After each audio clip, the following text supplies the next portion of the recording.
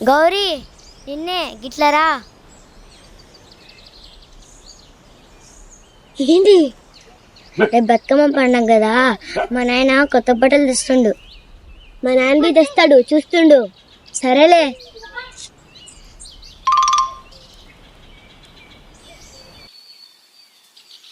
నైనా రేపు బతుకమ్మ పండుగ పోయినేడు అమ్మ బాగా జరిపించింది, మనం చేసుకుందాం నైనా.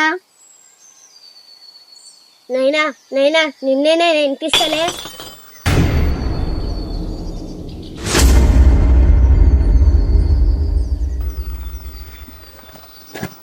దీని అమ్మ పోతా పోతా దీని నా కంట కట్టుకుపోయింది. దరిద్రపు ముండ బతకడానికి సస్తా ఉంటే దీనికి బతుకమ్మ పండుగ కావాలి. ఇంకేమల్లనా గప్పుడే స్టార్ట్ చేసావా? నువ్వేనికి ఇట్లా వచ్చినావు? నువ్వు మంది అవుతావా?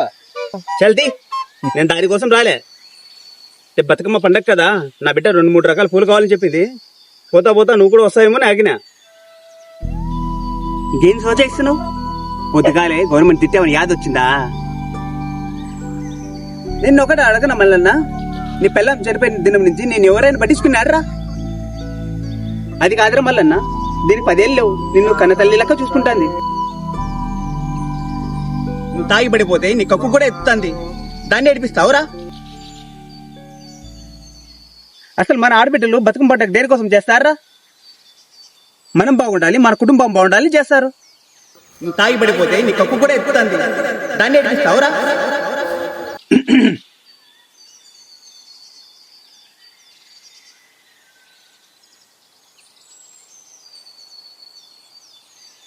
బిడ్డ పొద్దుగా నేను తిట్టినా కదా, తప్పైపోయింది.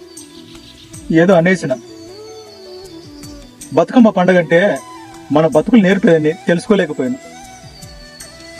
పండగ జరుపుకోవడానికి, నీకు బట్టలు తేడానికి నా తాన పైసలు లేవు బిడ్డ.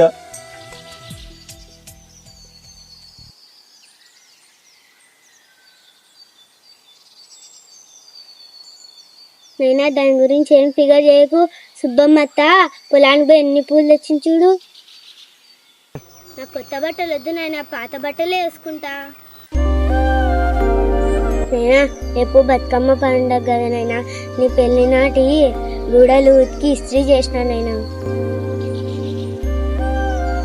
ఇవి కట్టుకోనైనా మంచిగా ఉంటాయి.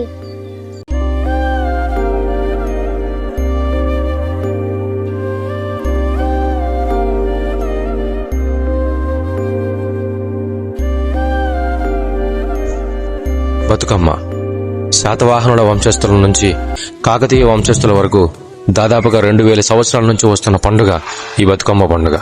తెలంగాణ గ్రామసీమల్లో తరాలు మారుతూ ఎన్ని మార్పులు వచ్చినా కూడా వాటిని తట్టుకొని తెలంగాణ ప్రజల జనజీవన విధానంగా కొనసాగుతోంది ఈ బతుకమ్మ. ఏదైనా ఒక పండుగ అంటే ఒక ఇంటికో, ఒక మతానికో, ఒక జాతికో సంబంధించి జరుపుకుంటారు. కానీ ఒక రాష్ట్ర ప్రభుత్వమే ఈ పండుగని అంగరంగ వైభవంగా ఏర్పాటు చేసి చేయిస్తూ ఈ రోజుకి ముందుకు వెళ్తుందంటే అది ఒక్క ఈ బతుకమ్మ పండుగ మాత్రమే.